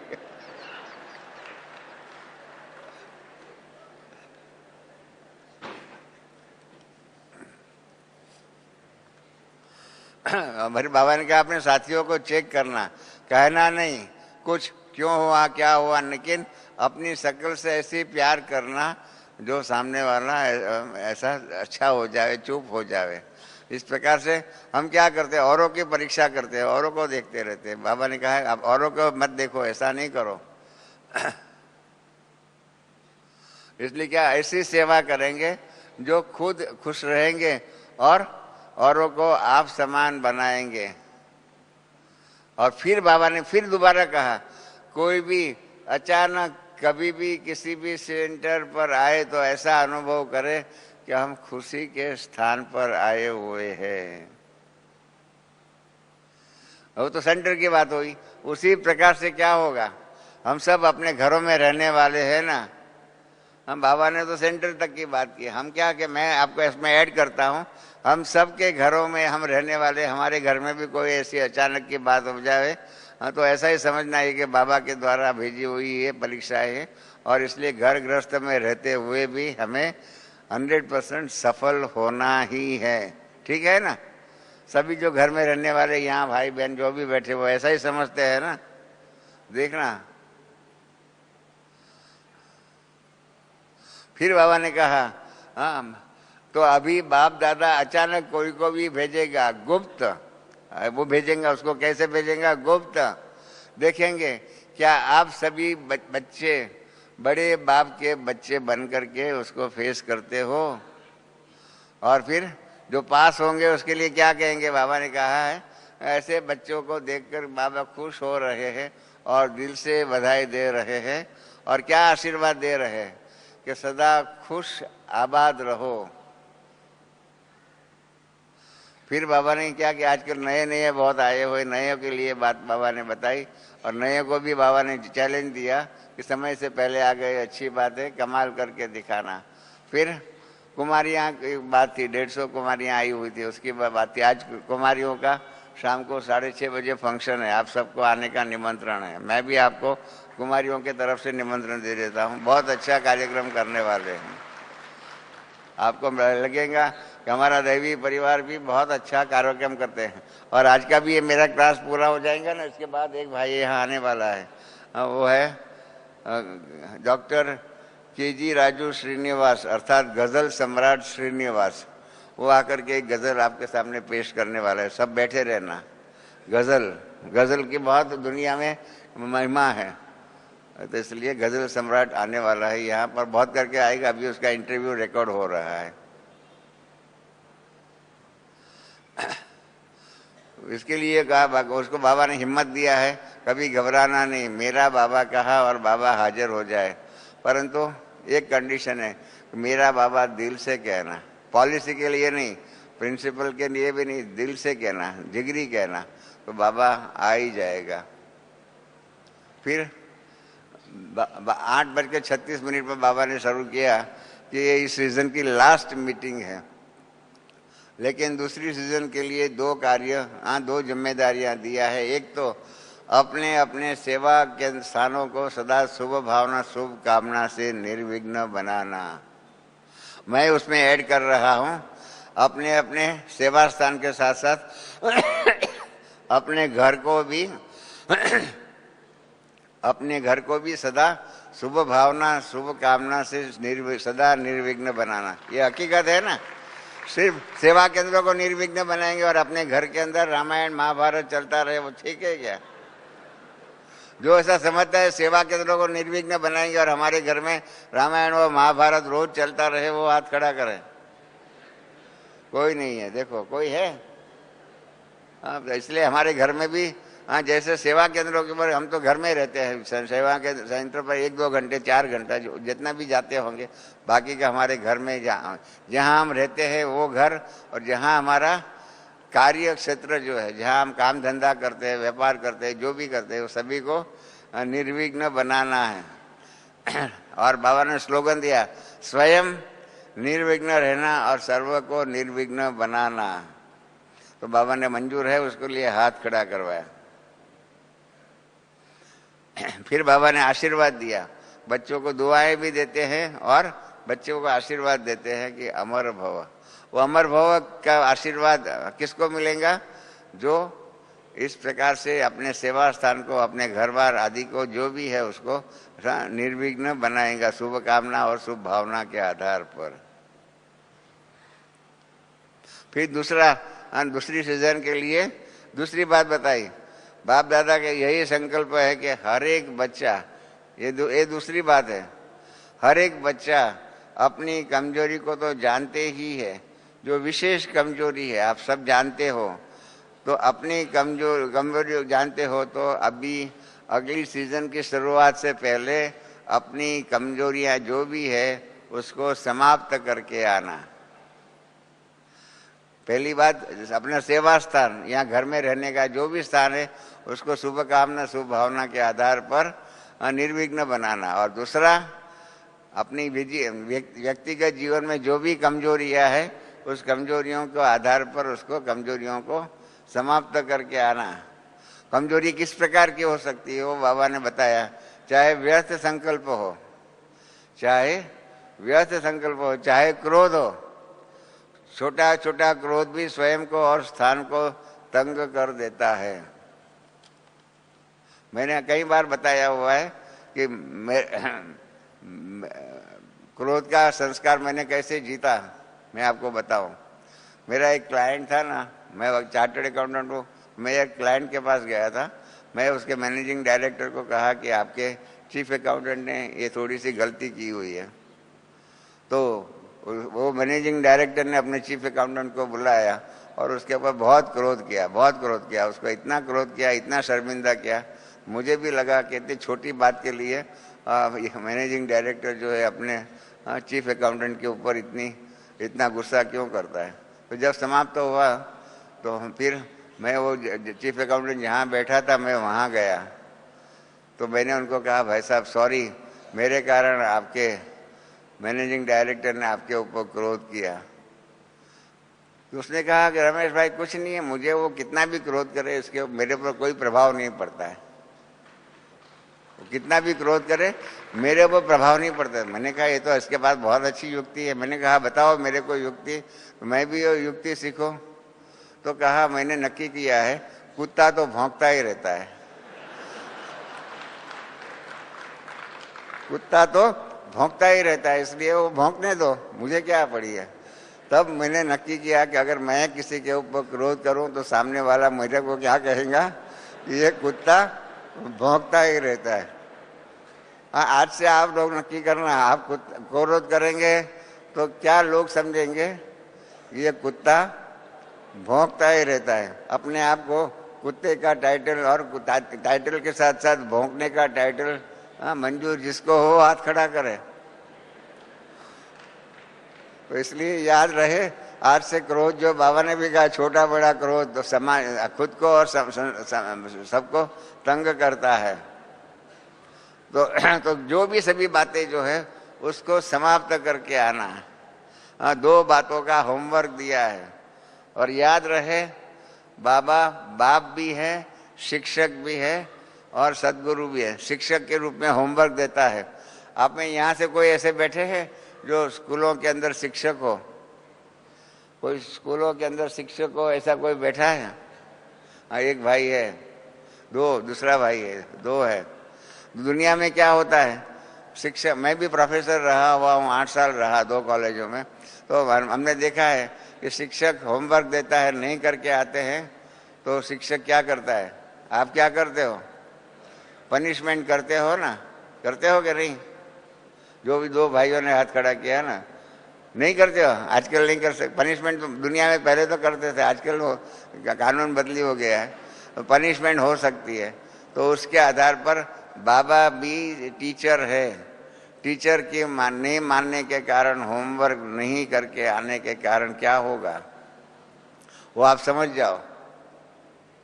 इसलिए होमवर्क करके आना, नहीं तो क्या होगा, बाबा की सजाएं खानी पड़ेंगी। और याद रहे, बाबा की परीक्षाएं जितनी कठिन है, इतनी बाबा की सजाएं भी इतनी ही सख्त है। ये आपको मैं बता देता हूँ। इसलिए ये 2 बातों का होमवर्क करके ना अपने सेवा स्थान, अपना रहने आदि का स्थान को शुभ कामना, शुभ भावना के आधार पर निर्विघ्न बनाना और अपने जीवन के अंदर की जो भी छोटी बड़ी बातें हैं इसको समाप्त करना है। ऐसे ही त्याग करने में भी एवर रेडी रहना। और इसलिए बाबा ने पूछा कि दूसरी सभा जो होंगी मेरे सामने, आप सब जो होंगे वो कौन होंगे? निर्विघ्न और दिल पसंद सभा होगी। और फिर सेंटर वालों के लिए कहा है, हम अपने घरों के लिए भी ये बात समझे कि रोज रात को यह याद दिलाना कि प्रॉमिस क्या किया था, प्रॉमिस के मुताबिक हम चल रहे हैं। शुभ भावना से, शुभ भावना से रूप में अपने आप से पूछना, टोकने के लिए नहीं, डराने के लिए नहीं, गुस्सा करने के लिए पूछना, शुभ भावना के रूप में पूछना। एक दूसरे के सहयोगी बन के पूछना कि क्या हम आगे बढ़ रहे हैं। इस प्रकार से बाबा ने इंट्रोस्पेक्शन, सेल्फ इंट्रोस्पेक्शन, अंतर्मुखी बन करके कारोबार करने के लिए कहा है। फिर बाबा ने याद दिलाया कि आज की मुरली का, आज के स्लोगन क्या है? खुश रहेंगे, खुश करेंगे। फिर डबल विदेशियों के साथ बात किया, बहुत सुंदर बात कही है। अंदर की परिवर्तन की बात डबल विदेशियों के लिए तो बाबा ने जो कहा है, डबल पुरुषार्थी की रिजल्ट अच्छी है, आपस में मिलते भी है, संकल्प भी श्रेष्ठ किए हुए। इस मुरली नहीं, उसके पहले की मुरली में बाबा ने ये बहुत अच्छी बात कही कि अभी सभी विदेशी अपना जो भी संस्कृति थी उसको भूल करके सब कहते हैं हम ब्राह्मण कल्चर के, ब्राह्मण संस्कृति के सदस्य बन गए हैं। उस पर बाबा ने सबको महिमा की विदेशियों की। भारत के भी बहन भाइयों को ये ब्राह्मण कल्चर को संपूर्ण रूप से स्वीकार करना ही चाहिए। माफ़ करना, हमारे भाई बहनों, भारत के भाई बहनों ने अभी तक ये संस्कार जो है, विदेशियों ने कोई का कहाँ का होगा, कोई ऑस्ट्रेलिया का होगा, कोई अमेरिका का होगा, कोई रशिया का होगा, कोई अफ्रीका का होगा, कहाँ का भी होगा, इन सब ने अपना जो भी शरीर के आधार पर बने हुए, जन्म के आधार पर जो भी कल्चर था उसको भूल करके ब्राह्मण कल्चर स्वीकार किया। इसका बाबा ने भी सर्टिफिकेट दिया है। आज तक बाबा ने भारत निवासियों को सर्टिफिकेट नहीं दिया है। अभी तक भी हम समझते हैं कि हम पंजाबी है, हम गुजराती है, हम मराठी है, हम बंगाली है। इस प्रकार के अपना जन्म का कल्चर को हम लोगों ने भूला नहीं है और हम संपूर्ण रूप में ब्राह्मण कल्चर के सदस्य नहीं बने हैं। और इसीलिए भारतवासियों को भी हम ब्राह्मण कल्चर के हैं, ब्राह्मण संस्कृति के हैं। ये स्लोगन, ये रीत, ये रस्म, ये जीवन, ये व्यवहार अपनाने की खूब ज़रूरत है। और बाबा से जैसे विदेशियों ने सर्टिफिकेट लिया कि कि सब ब्राह्मण कल्चर के सदस्य बन गए हैं। इस प्रकार से सभी भारतवासी भी ब्राह्मण कल्चर के सदस्य बन गए हैं। इस प्रकार का सर्टिफिकेट बाबा से और हमारी दादियों से हमको लेना ही है। जब तक वो नहीं लिया हुआ है ना, तो क्या हो जाएगा। बाबा ने कहा हुआ है कि जोन्स आदि जो बने हुए हैं वो तो खाली निमित्त सेवा के लिए, कारोबार के लिए कैसे कर सकते, इसके लिए ये कारोबार आधार पर, ये हमारे जोन के आधार पर हम अपने आप को डिवाइड नहीं करें। ये बहुत बड़ी प्रॉब्लम हमारे मैनेजमेंट के लिए है, यज्ञ के लिए। We have divided the institution on the basis of horizontally on the basis of zones and vertically on the basis of wings. ये दोनों प्रकार के जो डिवीज़न जो है, इनसे हमें मुक्त होना ही चाहिए। हम सब बाबा के बच्चे हैं। बाबा ने साकार मुरली में कहा है मधुबन ही हमारा घर है, और हम जहाँ भी गए हैं वहाँ पर सेवा के लिए गए हुए हैं। जब विदेशी से जहाँ भी गए हैं सेवा के लिए गए हैं, तो हम भी भारत के अंदर जो भी जोन में है, जो भी विंग्स में है, सेवा अर्थ ही है। इसलिए हम ब्राह्मण हैं, बाबा के बच्चे हैं। यही बात सदा सबको ध्यान में रहे। यह ध्यान और ये ज्ञान और यह व्यवहार, ये नीति, ये रीति हम सबको अपनाने की ज़रूरत है। ये बहुत कड़ी बात है, पर आपको बुरा लगेगा, पर मैं हकीकत में आपको बताता हूँ कि हिंदुस्तान के अंदर we have divided our self. Zone के हिसाब से डिवाइड कर देते हैं। क्या क्या करते हैं, क्या बताऊँ मैं। तो इसलिए ब्राह्मण कल्चर को संपूर्ण रूप से हमें भी भारत में अपनाना पड़ेगा। फिर बाबा ने कहा, मधुबन वालों ने मधुबन को, विदेशियों ने मधुबन को उन्नति का साधन बनाया है। तो ऐसे ही भारतवासियों को भी मधुबन को अपना उन्नति का साधन बनाना चाहिए। मधुबन से जो सेवा के प्रोग्राम आते हैं, जो दादियों का पत्र आता है, पत्र पुष्प आता है, उसमें जो बातें आती है उसके आधार पर पुरुषार्थ करना ही चाहिए। फिर टीचर्स के बारे में बात बताई। बाबा ने टीचर्स की बहुत सुंदर परिभाषा 2 शब्दों में, अलग अलग शब्दों में कही है। एक है अपने फीचर से फ्यूचर दिखाने वाली। टीचर्स का पहला डेफिनेशन है अपने फीचर से फ्यूचर दिखाने वाली, और दूसरा अपने फीचर से बाप को प्रकट करने वाली। तो मैंने बाजू में ब्रिजमोहन भाई बैठे थे, मैंने कहा ये तो बाबा टीचर्स को ऐसा कहते हैं कि अपने फीचर से बाप को प्रकट करने वाली, या अपने फीचर से फ्यूचर को दिखाने वाली। हम तो भाई है ना, हम टीचर है नहीं है, तो हम क्या है। हाँ, मैं आप सब भाइयों को पूछ रहा हूँ, हम क्या है। तो फिर टीचर को ऐसा कहा है, हम लोगों को क्या कहा, कुछ नहीं कहा है। तो सोचना हमको क्या बनना चाहिए।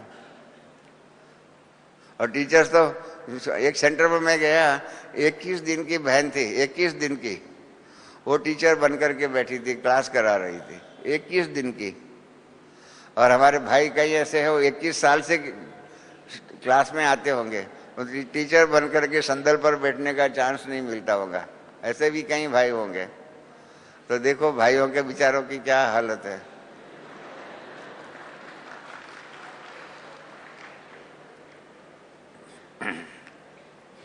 तो फिर बाबा ने उनको क्या कहा, मेहनत करना है। सभी टीचर्स को क्या करना है, सभी सेंटर्स को निर्विघ्न बनाना है। यह बाप की आश बच्चों ने पूरी नहीं की हुई है। तो इस साल यह प्रयत्न करना, हर एक सेंटर, हर एक जोन अपने सेंटर को निर्विघ्न बनावे, और एक पत्र साथ में लेके आवे कि हमारा जोन या हमारा सेवा केंद्र जो है निर्विघ्न है। हो सकता है। तो कईयों ने हिम्मत नहीं दिखाई। बाबा ने कहा कम बच्चे, कम टीचर्स ऐसी हिम्मत रखते हैं, परंतु बाबा के अभी इस साल इस कमाल करके दिखाना है। फिर बाबा ने कहा आपका भाग्य को देख करके बाप खुश है। और बहनों को क्या कहा, टीचर्स को, सभी बहनों को कहा कि दृढ़ संकल्प की माला पहनो। और बाबा क्या चाहते हैं, देखो बाबा टीचर्स की सबके सामने उसकी आबरू जो है, मर्यादाओं को बीच में रख करके टीचर्स को से क्या बाबा चाहते हैं, वो बाबा ने ऑफिशियली कल मुरली में नहीं कहा। नहीं तो क्या होता है, टीचर्स जो स्टूडेंट्स जो है ना, टीचर के सारे देखो बाबा ने ऐसा आपको लिखा, बाबा ने ऐसा आपको कहा। हम स्टूडेंट जो है ना, टीचर्स के इस प्रकार से ग्लानि करना शुरू कर देते हैं। इसलिए बाबा ने क्या किया, बाप दादा क्या चाहते हैं वह सुनाने की आवश्यकता नहीं है। आप जानते हो बाप क्या चाहते हैं, आप भी चाहते हो, तो जो आप चाहते हो, जो बाप चाहता है उसको प्रैक्टिकल में करके दिखाना। बाबा ने ऐसा कह करके गुप्त इशारा दिया ताकि हम जिज्ञासु जो यहाँ बैठे हुए हैं ना, भाई बहन जो भी अन्य जो है, वो टीचर्स को इसी बात के लिए परेशान न करे। अरे आपको तो बाबा ने भी ऐसा कहा, अरे आपको बाबा ने ऐसा कहा। बाबा कहता है अलग बात है, हम बच्चे नहीं कह सकते। हमारे पास कई बहन भाइयों के कई भाई और बहनें जो टीचर्स की फरियाद लेकर के आते हैं। हमने कहा आपको मालूम है इन्होंने जीवन का त्याग किया है, आप घर बार का त्याग करके तो दिखाओ और फिर टीचर्स के बारे में कहो। वो भी पुरुषार्थ है, हम जानते हैं, परंतु आपसे ज़्यादा पुरुषार्थ किया है, तीव्रता का पुरुषार्थ उनका है। उनके लिए उनको बाबा ने टीचर्स का पोजीशन दिया, तो उसका तो रिस्पेक्ट रखो। फरियादों का कागज़ सबसे ज़्यादा में ज़्यादा टीचर्स के बारे में ही हमारे ही भाई बहन लिखते हैं। मेरा उन सबसे अनुरोध है कि कृपया ऐसे पत्र लिखना छोड़ दो, अपने जीवन को देखो, अपने को पुरुषार्थ में आगे बढ़ाओ। टीचर्स की कमजोरी देख करके उसके बारे में फरियाद करने से क्या फ़ायदा। अपनी कमजोरियों को जीतने का प्रयत्न करो ना, औरों की कमजोरियों के आधार पर फरियाद करना क्यों करते हो आप। ये मेरी सभी जिज्ञासु भाई बहन जो भी है उन सबसे अनुरोध है कि आप अपने जीवन की बातें करिए। टीचर्स के अंदर क्या होना चाहिए, क्या नहीं होना चाहिए। हर सीज़न में दादी जानकी, हमारी गुलजार दादी, रतन मोहन दादी आदि जो भी दादियाँ आदि जो भी है, टीचर्स की क्लासेस सेपरेट लेती ही है, उनको मार्गदर्शन देती ही है। इसलिए आप टीचर के टीचर मत बनिए, ये हमारी नम्र विनंती है। फिर भी किसी को बुरा लगे तो माफ़ करना, परंतु ये नहीं होना चाहिए। फिर बाबा ने कहा दूसरी सीजन में क्या करना है। हाँ, फिर बाबा ने लास्ट में क्या कहा, हाँ, सभी को जो भी कमी है उसको छोड़ना ही है, छोड़ना ही है, यह पक्का है, यह पक्का संकल्प करना ही है, करके ही जाना है। फिर अभी इस प्रकार से करने का नंबर लेना है। फिर बाबा ने क्या कहा, कुछ भी हो जाए हमें अपने को बदलना ही, यह दृढ़ संकल्प करो। और इस संकल्प के द्वारा क्या करो, बाबा ने सीजन की बहुत सुंदर समाप्ति किया, बहुत सुंदर समाप्ति किया, बहुत सुंदर। बाबा ने कहा आखिर का समय को समीप लाना है। हम सबकी इच्छा है ना, आखिर का समय कौन लाएगा नजदीक। बाबा ने कहा है आप बच्चे ही आखिर का समय समीप को लाएंगे, और आखिर का समय को समीप लाना है, और हम सबको अपने राज्य में चलना है। चलना है ना, हाँ चलना है, तो देखेंगे। तो इसलिए बाबा ने सबको लास्ट में कह करके सीजन की मुरली समाप्त किया, सीजन की समाप्ति किया। हाँ, कि अभी हम सबको चलने की, माना वापस घर जाने की तैयारी करनी है सारी। हाँ, इस सीजन की सभी मुरलियों का सार क्या रहा, लास्ट महावाक्य में कह दिया बाबा ने कि सबको अभी हाँ चलने की, माना वापस घर जाने की तैयारी करनी है। सबको यह इच्छा है ना कि सबको यहाँ रहने की इच्छा है। कोई है ऐसा कि हमको जाना नहीं है, हम तो यहाँ ही रहेंगे। तो इसलिए चलने की इच्छा है, चलने की तैयारी करनी है। फिर बाबा ने आजकल के साधनों साइंस के साधनों के लिए कहा, हाँ देखने वाले सन्मुख हो या दूर हो दिखा दिया, इस प्रकार से कहा। और इस प्रकार से 9:05 पर बाबा ने कल का मेन कार्यक्रम पूरा हुआ। फिर स्टेज का कार्यक्रम हुआ, दादियों से बात हुई, औरों से भी बात हुई। हमारे से बात जो हुई वो उसमें आई नहीं, क्योंकि उसको राजू भाई को सुनने में नहीं आया। बाद में हमने करेक्शन भेजा है, जो सेंटरों पर मुरली जाएंगी उसमें हमारी बात आई है। मैंने बाबा को कहा कि बाबा आज आपके दिव्य अवतरण की ये सीज़न जो है समाप्त हुई। अभी 20 तारीख से हमारी अकाउंट्स एंड ऑडिटिंग की सीज़न शुरू होगी, और वो सीज़न 15 जून और 15 जुलाई के बीच में समाप्त होगी। और सभी बहनें यहाँ आएंगी, ऑडिट आदि का कारोबार चलेगा। इस पर बाबा ने वरदान दिया कि हाँ वो सीजन निर्विघ्न चलेंगी और सभी कारोबार ठीक रीत से चलेगा। इस प्रकार से हमने भी कहा। फिर वीआईपी भाई बहनों के लिए बाबा ने कहा अभी आप मेहमान नहीं है, घर के बच्चे बन गए हैं, अपने घर पे पहुंच गए हैं, रास्ता तो देख लिया, तो अभी आते ही रहना। इस प्रकार से बाबा ने उनको कहा। फिर दुबई का मकान जो है उसका भी उद्घाटन किया यहाँ बैठे बैठे। फिर जयपुर का मकान जो है उसका भी उद्घाटन किया। इस प्रकार से बाबा ने ये बात कही। हमको एक दो बात दूसरी भी करनी है, क्योंकि अभी 12 तारीख से यहाँ नई ईश्वरीय सेवाओं की मीटिंग के बारे में तैयारी होनी है। तो मैं ऐसा समझता हूँ, मेरा अपना विचार आपके सामने रखता हूँ कि अभी बाबा ने हमको 3 सर्टिफिकेट लेने को कहा है। आप सबको मालूम है, स्वपसंद, प्रभु पसंद और लोक पसंद। मालूम है ना, सबको मालूम है। 3 सर्टिफिकेट लेना है। स्वपसंद हमारी धारणाओं के आधार पर हम स्वपसंद बनेंगे, बराबर है। प्रभु पसंद हमारे ज्ञान के आधार पर, हमारी सेवाओं के आधार पर। और लोक पसंद का सर्टिफिकेट अभी लेने का बाकी है। लोग भी हमको पसंद करते हैं, इस प्रकार का सर्टिफिकेट लेना है। जैसे इलेक्शन के अंदर क्या होता है, वोटिंग करते हैं, हाँ, तो जो लोक पसंद में सबसे ज़्यादा वोट मिलता है वो MP MLA आदि बनता है। तो इस प्रकार से हमें भी लोक पसंद का सर्टिफिकेट लेना है, ताकि लोग ऐसा समझे कि ब्रह्मा कुमारियों के ज्ञान के आधार पर हमारी समस्याएं दूर हो सकती है। आज की दुनिया में बहुत सी समस्याएं हैं। महंगाई है ना, महंगाई आप सब जानते हैं, सबको महंगाई, सबके सामने महंगाई आती है। तो महंगाई की भी समस्या है, भ्रष्टाचार की समस्या है, नारी जीवन के बारे में समस्या है, अनेक प्रकार की समस्याएं हैं। उन समस्याओं का समाधान ब्रह्मा कुमारी के पास है और ब्रह्मा कुमारी के पास जाना चाहिए। इस प्रकार की भावना, इस प्रकार की हमारी अभिव्यक्ति दुनिया के सामने होनी चाहिए। कारण क्या है मैं आपको बताऊं। आज से 25 साल पहले जगदीश भाई और हम पुणे में इंडियन हिस्ट्री कॉन्फ्रेंस थी। हिस्टोरियंस जो थे करीब 2500 आए हुए थे। उसमें 4-5 डिवीजन था। एक प्री हिस्टोरिक, माना वेद शास्त्र आदि का समय का जो इतिहास है उसको मानने वाले। इसके 105 प्री हिस्टोरिक पीरियड के हिस्टोरियंस थे। हमने उनका सर्वे किया। 10 सवाल पूछे। 10 सवाल पूछे तो उसके अंदर एक सवाल 9 नंबर का सवाल था कि क्या वो सब शास्त्रों को मानने वाले, गीता को मानने वाले, रामायण को मानने वाले, भागवत को मानने वाले ऐसे थे।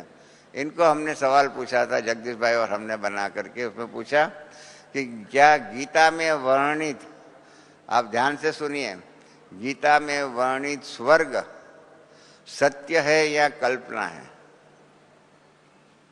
याद रहे, हमने ये नहीं पूछा कि ब्रह्मा कुमारी के द्वारा वर्णित स्वर्ग सत्य है या कल्पना। गीता में वर्णित, अर्जुन ने पहले अध्याय में कहा है कि अच्छा है मैं स्वर्ग के मैदान में मर जाऊंगा तो स्वर्ग में जाऊंगा। 9वें अध्याय में भी एक क्षीणे पुण्य मृत्यु लगे प्रवशन्ति, स्वर्ग से नीचू में आएंगे। ऐसी 8-10 जगह पर स्वर्ग स्वर्ग स्वर्ग का रेफरेंस गीता में है। और गीता के अंदर, गीता में वर्णित स्वर्ग सत्य है या कल्पना है, ये हमने पूछा। 105 लोगों को पूछा, सबका जवाब आया। और 5 सिवाय 105 में से 105 में से, याद सुनिए बराबर, 105 में से 100 लोगों ने कहा कि गीता में वर्णित स्वर्ग कल्पना है। आप समझे, गीता में वर्णित स्वर्ग, जो अर्जुन कहता है कि मरने के बाद युद्ध के मैदान में मर गया मैं स्वर्ग में जाऊंगा आदि आदि जो भी है, ये सब कल्पना है। ऐसा इन्होंने 105 में से 100 प्री हिस्टोरिक पीरियड के पंडितों ने जवाब दिया। अगर हमने उनसे पूछा होता कि ब्रह्मा कुमारी के द्वारा वाणी स्वर्ग वो सत्य है या कल्पना है, तो मैं समझता हूँ 105 में से 105 ने ही बता दिया होता। क्योंकि हमने अपना एंड प्रोडक्ट जो है, स्वर्ग जो है वो सत्य है, वो दुनिया के सामने सिद्ध नहीं किया हुआ है और इसलिए लोग इसको मानते नहीं है।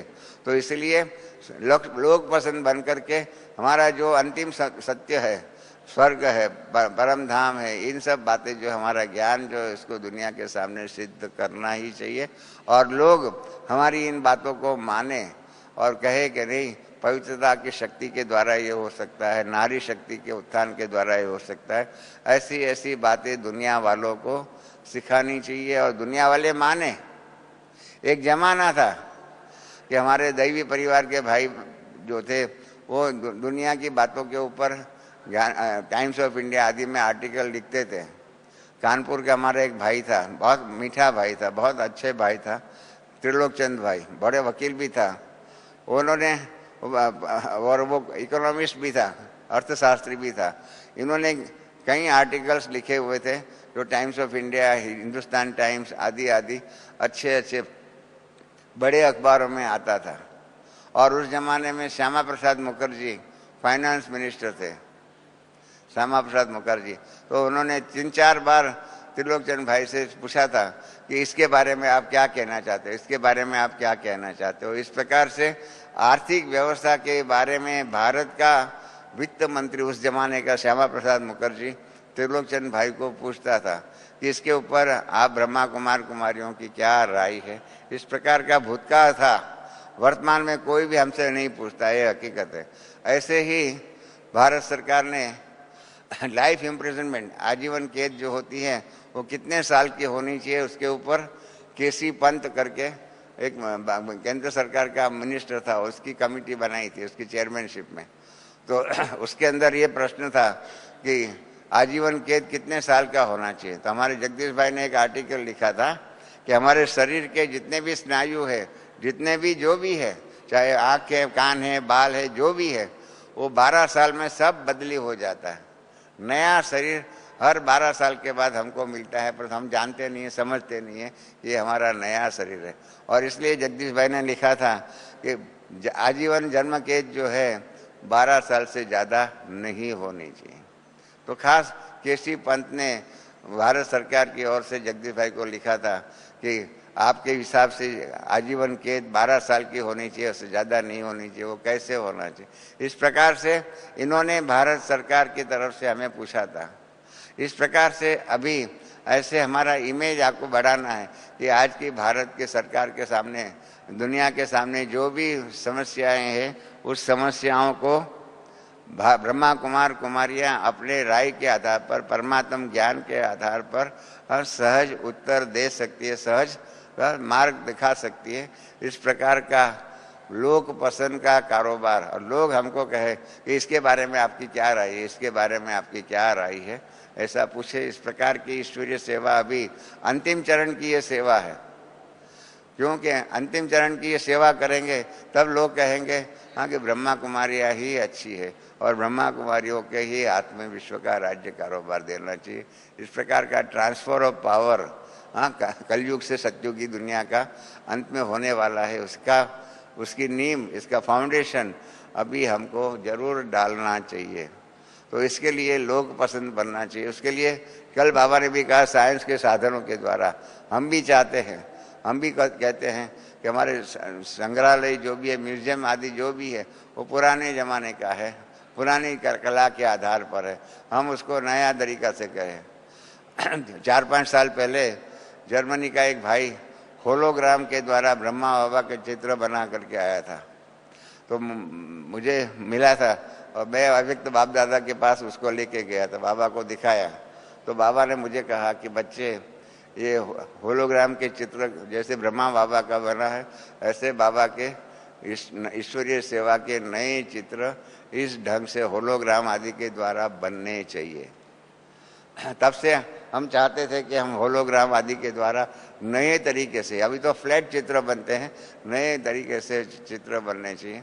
अब वो कला, वो सिस्टम, वो विधि, वो साधन भारत में आ गए हैं और इसलिए हम चाहते हैं कि हमारे नए ढंग के डिजिटल जो कैमरा होता है, आप जानते हैं ना, कैमरा में जिन्होंने, आपके सबके पास मोबाइल है, उसमें कैमरा है, सब फोटो निकालते हैं ना, उसमें फिल्म नहीं है, है फिल्म, फिर भी उसमें कैमरा, फिल्म भी निकलती है, उसकी मूवी भी निकलती है।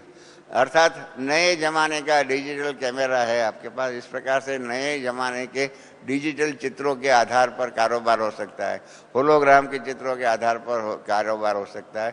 3 डायमेंशन, अब तो आपको मालूम नहीं है, हम तो अभी सिंगल डायमेंशन के ही चित्र बनाते हैं। विदेशों में 3 डायमेंशन पूरा हो गया, 4 डायमेंशन पूरा हो गया और 5th डायमेंशन के चित्र बन रहे हैं। विदेश इतना आगे है और हम पीछे है, पीछे है, पीछे है।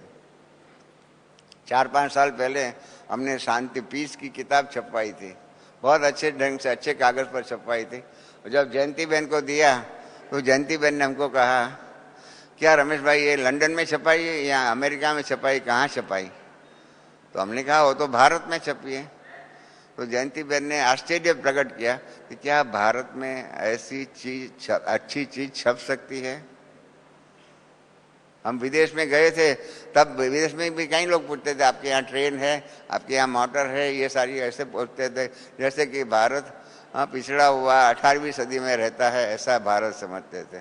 इसके बदले में 21वीं सदी का भारत है, चाहे हमारे दैवी परिवार समझे, चाहे विदेश के सब भाई बहन समझे, चाहे ऐसे साधनों के द्वारा, जैसे आज बाबा ऑनलाइन के द्वारा सारे देश विदेश के अंदर हम बाबा को देख सकते हैं। इस प्रकार का नए प्रकार के चित्रों के आधार पर 3 डायमेंशन आदि के चित्रों के द्वारा हम ईश्वरीय सेवा अपना मॉडल म्यूजियम आदि नया प्रकार का बनाए। 21वीं सदी में हम हैं, तो 21वीं सदी का कारोबार अभी हमारे ईश्वरीय सेवा के अंदर होना चाहिए और इसके द्वारा ईश्वरीय सेवा बहुत बढ़ेंगी। एक टेलीविज़न के द्वारा इतनी सेवा बढ़ती है। कल हमारे पास 80% जो भी संख्या बढ़ी थी उसमें से 50 से ज़्यादा परसेंटेज लोग जो थे वो टेलीविज़न की सेवा के द्वारा आए थे।